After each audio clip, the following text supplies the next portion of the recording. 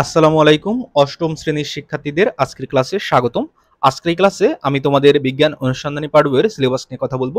তো এটি নিয়ে তোমরা অনেকে কনফিউশনে আছো, কারণ তোমাদের যে বোর্ড থেকে যে সিলেবাস দেওয়া হয়েছে সেখানে বলা হয়েছে তোমাদের বিজ্ঞানের সিলেবাস হচ্ছে বইয়ের শুরু থেকে 55 পৃষ্ঠা পর্যন্ত, কিন্তু তোমাদের এটা বলা হয় নাই যে আসলে এটা আসলে বিজ্ঞান অনুসন্ধানী পাঠ বইয়ের সিলেবাস নাকি এটা আসলে বিজ্ঞান অনুশীলন বইয়ের সিলেবাস।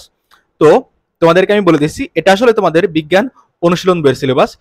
পাঠ্য বইয়ের শুরু থেকে যদি 55 পৃষ্ঠা পর্যন্ত বিজ্ঞান অনুশীলন বইতে যাও তাহলে তোমরা 3টা অধ্যায় পাবা। একটা হচ্ছে যাযাবর পাখিদের সন্ধানে, একটা সূর্যঘড়ি এবং আরেকটা সবুজ বন্ধু। অনুশীলন বই থেকে তোমাদের এই 3টি অধ্যায় পড়া লাগবে। এখন তোমরা বলবা তোমাদের বিজ্ঞান অনুসন্ধানী পাঠ বই থেকে কি কিছু পড়া লাগবে না? তো সেটার উত্তর হচ্ছে হ্যাঁ, অবশ্যই পড়া লাগবে। তো তোমাদের বিজ্ঞান অনুসন্ধানী পাঠ বই থেকে যে সকল অধ্যায় পড়া লাগবে আমি সেগুলোকে এখানে দেখো লিখে দিয়েছি। যদি তোমরা যাযাবর পাখিদের সন্ধানে এই অধ্যায়টি পড়তে যাও তাহলে তোমাদের বিজ্ঞান অনুসন্ধানী পাঠ বই থেকে ভৌগোলিক স্থানাঙ্ক, স্থানিক সময় ও অঞ্চল সম অর্থাৎ 11 অধ্যায় এবং চুম্বক 12 অধ্যায়, এই দুটি অধ্যায়ের সহায়তা নেওয়া লাগে। এই হিসাবে তোমাদের সিলেবাসে বিজ্ঞান অনুসন্ধানী পাঠ বইয়ের সিলেবাসে এই দুটি অধ্যায় রয়েছে, এই 11 অধ্যায় এবং 12 অধ্যায়। যখন তোমরা সূর্যঘড়িকে পড়তে যাবা তখন তোমাদের সূর্য, পৃথিবী ও চাঁদ অর্থাৎ অনুসন্ধানী পাঠ বইয়ের 7ম অধ্যায়ের সহায়তা নেওয়া লাগে। সেই হিসাবে 7ম অধ্যায় তোমাদের সিলেবাসে রয়েছে।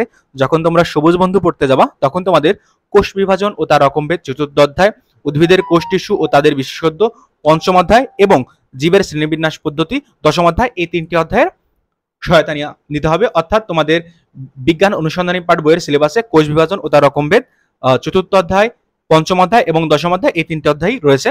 এখন তোমাদের একটা বিশেষ দ্রষ্টব্য বলেছি যে এই জীবের শ্রেণীবিন্যাস পদ্ধতি অর্থাৎ 10ম অধ্যায়ের পুরো অধ্যায় পড়া লাগবে না, শুধুমাত্র উদ্ভিদের শ্রেণীবিন্যাস অংশটুকু পড়লেই হবে। তোমরা দেখবা এই জীবের শ্রেণীবিন্যাস এই অধ্যায়ের দুটি ভাগ রয়েছে, একটা হচ্ছে উদ্ভিদের শ্রেণীবিন্যাস, একটা হচ্ছে প্রাণী শ্রেণীবিন্যাস। তোমাদের শুধু এই উদ্ভিদের শ্রেণীবিন্যাস এই অংশটুকু পড়লেই হবে। তো তোমরা বুঝতে পারছো যে তোমাদের বিজ্ঞান অনুসন্ধানী পাঠ বইয়ের কতটুকু পড়া লাগবে। একাদশ, দ্বাদশ, সপ্তম, চতুর্থ, পঞ্চম এবং দশম, এই অধ্যায়গুলো অর্থাৎ 1, 2, 3, 4, 5, 6 এই 6টি অধ্যায় পড়লেই তোমাদের হয়ে যাচ্ছে বিজ্ঞান অনুসন্ধানী পাঠ বইয়ের প্রিপারেশন। আর তোমাদের বিজ্ঞান অনুশীলন বই থেকে মাত্র 3টি অধ্যায় পড়তে হবে, যাযাবর পাখিদের সন্ধানে, সূর্যঘড়ি এবং সবুজ বন্ধু। আশা করি তোমরা বুঝতে পেরেছো। সবাই ভালো থেকো, ধন্যবাদ সবাইকে।